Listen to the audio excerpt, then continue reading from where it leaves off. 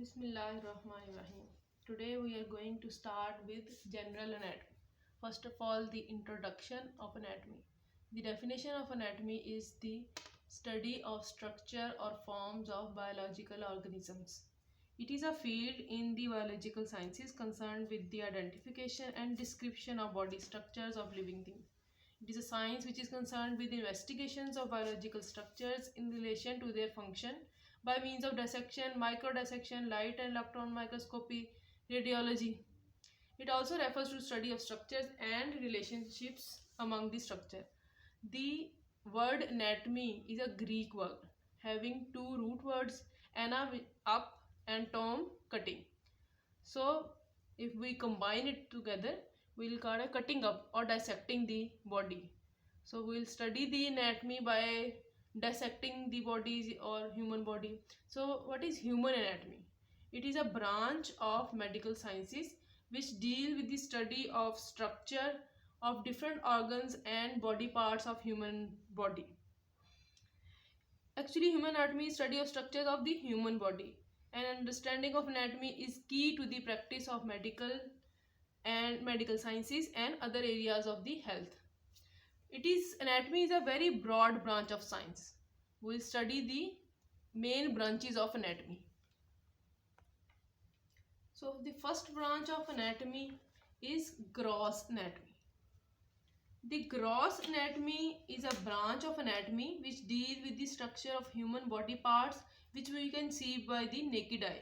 Means that without any assistance from the microscope or any lens. So the parts which we can study without any microscope help are like the organs which we can see by the naked eye, the muscles, the bones. So these study everything is included in the gross anatomy. The second branch of anatomy is histology. The histology is the branch of anatomy which deals with the study of structure of tissues. What is a tissue? It is a group of cells that perform similar function. There are different types of tissues in our body. So histology deals with the study of these tissues.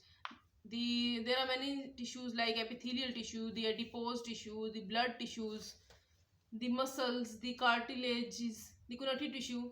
So all of these tissues are studied in the branch of histology. So the third branch of anatomy is embryology. It is a branch which deals with the study of embryo, as the name indicates. It provides the details of changes occurring during development. Hence, it helps in understanding the congenital deformities and defects of the embryo. So, the embryo is formed by the fertilization of egg and sperm. First of all, with the fertilization, the zygote is formed, which divide into 2 cell stage, 3, 4 cell stage, 8 and 16 cell stage, which then is converted into blastocyte. The blastocyte is differentiated into an embryo. This all we will study in embryology. The embryo will then differentiate into fetus. This is called development.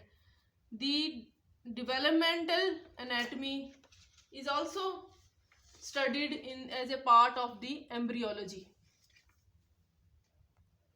Fourth number is regional anatomy.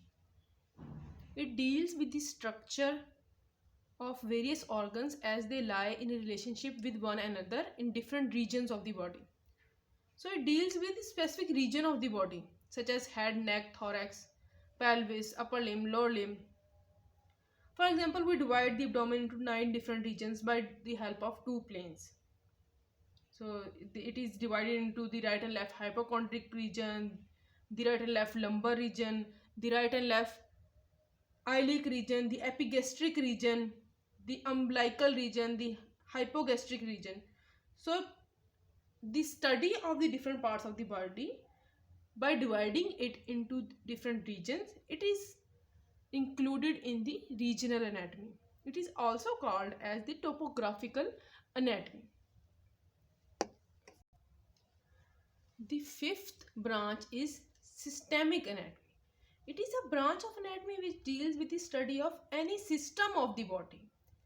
So there are many systems in our body. When we study each system of the body, it is included in the systemic anatomy.